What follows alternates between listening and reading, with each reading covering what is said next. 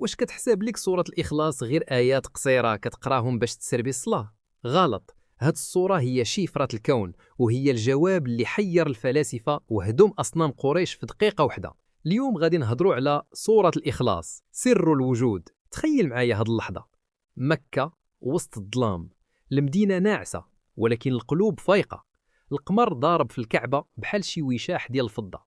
هاد الهدوء كيعم المكان، ولكن وسط هاد السكون كان واحد الصراع فكري ونفسي كبير كيطبخ. النبي صلى الله عليه وسلم جالس وسط الصحابة كيعاود ليهم على الله، على الخالق اللي صايب هاد النجوم وهاد الجبال وهاد الروح اللي فيك. الصحابة كيسمعوا بقلوب عطشانة للحقيقة، ولكن في الزاوية الأخرى الظلام كان كيحاول يخنق الضوء. مجموعة ديال المشركين الكبار ديال قريش جالسين كيتهامسوا، الضحكة الصفراء على وجوههم، السخرية في عينيهم.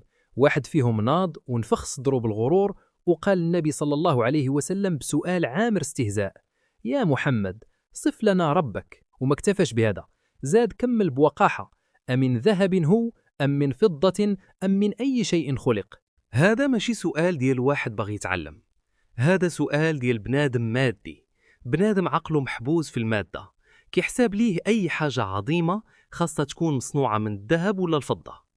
المشركين كان كيحساب ليهم الإله بحال الأصنام ديالهم، شي حاجة كتقاس، شي حاجة عندها شكل، شي حاجة محدودة. ولكن السما ما كتسكتش على الباطل. لحظات قليلة والجواب نزل، ماشي جواب فلسفي معقد، ماشي محاضرة طويلة. نزل جبريل عليه السلام، جايب معاه كلمات قليلة ولكن الوزن ديالها هرس الجبال. كلمات نزلات بحال الصاعقة باش تفيق البشرية من النعاس. قل هو الله أحد، الله الصمد، لم يلد ولم يولد ولم يكن له كفؤا أحد. سالينا 4 ديال الآيات، ولكن هاد الربعة بدلوا التاريخ. علاش؟ شنو السر في هاد الصورة اللي خلى النبي صلى الله عليه وسلم يقول عليها أنها كتعادل ثلث القرآن؟ ركز معايا دابا، حيت هنا فين كاين السر ديال حياتك. الكلمة الأولى أحد. المشركين كانوا كيقلبوا على التعدد، آلهة للمطر، آلهة للرزق، آلهة للحرب. بنادم بطبعه مشتت. اليوم احنا ما بقيناش كنعبدوا الأصنام ديال الحجر، ولكن كنعبدوا أصنام خفية: صنم المال، صنم الشهرة، صنم إرضاء الناس. جات أحد باش تقول ليك جمع شتات قلبك ووجهتك وحدة. ما تبقاش تفرق جهدك على مليون حاجة، وجه وجهك للواحد وغادي ترتاح من ذل عبادة المتعدد. ندوزو للكلمة القنبلة، الكلمة اللي بزاف منا كيقراها وما كيعرفش معناها الحقيقي: الصمد. شنو كتعني الصمد؟ الصمد هو المقصود في الحوائج، هو اللي كتقصدو ملي كيتسدوا البيبان في وجهك، هو اللي ملي كيمشي الطبيب وكيمشي الحبيب وكيمشي الصديق كيبقى هو. تخيل حياتك بحال شي سفينة وسط عاصفة، الموج كيضرب من كل جهة، الناس كيهربوا، الشركات كيفلسوا، القوة ديالك كتخونك، فمن كتشد؟ شكون هي الصخرة اللي ما كتزعزعش؟ هذا هو الصمد. المشركين سولوا من أي شيء خلق، كان كيحسب لهم الله مادة، فجاء الرد: لم يلد ولم يولد. هنا تهرس المنطق البشري المحدود. البشر عندهم بداية ولادة وعندهم نهاية موت. البشر كيحتاجوا ولاد باش يستمروا، وكيحتاجوا آباء باش يتوجدوا. الله فوق الزمان، فوق المكان، ماشي محتاج لسبب باش يكون، هو السبب ديال كل شيء. وملي كتقول ولم يكن له كفؤا أحد، هنا كتحط النقطة على السطر. ما كاينش شي حد أو شي قوة أو شي سلطة في هذا الكون تقدر توقف قدامه أو تشبه ليه.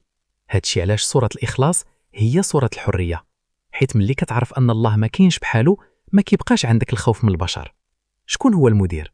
شكون هو المسؤول؟ شكون هو الظالم؟ كلهم لا شيء قدام الأحد الصمد. واحد الصحابي كان عاشق لهذه السورة، كان في كل صلاة ضروري يقرأ سورة الإخلاص. الصحابة الآخرين استغربوا، واش ما حفظش غيرها؟ واش ما كيتملش منها؟ مشاو عند النبي صلى الله عليه وسلم وسولوه. النبي سولوه: علاش كدير هكا؟ الجواب ديال الصحابي كان بسيط ولكن عميق بزاف. قال ليه: يا رسول الله، إني أحبها لأنها صفة الرحمن. ما قالش كنقراها حيت قصيرة، قال كنبغيها. حب، علاقة عاطفية مع الصورة، حيت لقى فيها عبي، لقى فيها الوصف اللي كيريح قلبه. شنو كان الجزاء ديالو؟ النبي صلى الله عليه وسلم قال له حبك إياها أدخلك الجنة. تخيل، ماشي كثرة العمل ولكن جودة الحب ديالو المعنى الصمد دخلوا الجنة. يا صديقي، يا سامع هذا الكلام، شحال من مرة قريتي قل هو الله أحد في صلاتك وانت عقلك سارح في العشاء ولا في الخدمة؟ شحال من مرة دوزتيها على لسانك بحال شي روتين؟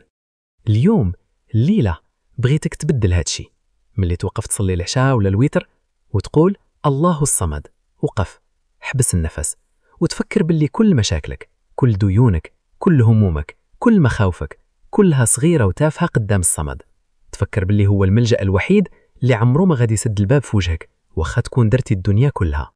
صورة الإخلاص هي البوصلة. ملي تلف لك الطريق وسط الزحام ديال الدنيا جبد هاد البوصلة. ملي تحس براسك بوحدك والناس تخلاو عليك تفكر الأحد. ملي تحس براسك ضعيف ومحتاج سند تفكر الصمد. هاد الصورة ماشي مجرد كلمات، هاد الصورة هي الحبل المتين اللي كيربطك بالسماء ملي الأرض كتهتز بيك. من عرف الله عرف نفسه، ومن عرف نفسه باللي هي ضعيفة غادي يلجأ للقوي. في آخر الليل ملي كيسكن كل شيء وصداع ديال السوشيال ميديا كيسكت والأصوات كتغيب، رددها بقلبك قبل لسانك. خلي كل ذرة في جسمك تحس بها. قل هو الله أحد الله الصمد. تما غتحس بواحد السكينة عمرك ما حلمتي بها. تما غتعرف أنك ماشي بوحدك، أنك مع الملك. إلا حرك فيك هذا الكلام شي حاجة، إلا حسيتي باللي قلبك كان محتاج يتفكر الصمد، ما تخليش هذا الخير يوقف عندك. شارك الفيديو وخلي غيرك يعرف عظمة ربه. ما تنساش تشترك في قناة خطوة الإيمان حيث مازال عندنا بزاف ما يتعاود. السلام عليكم، الله يعاونكم والله يثبت قلوبكم على الإخلاص.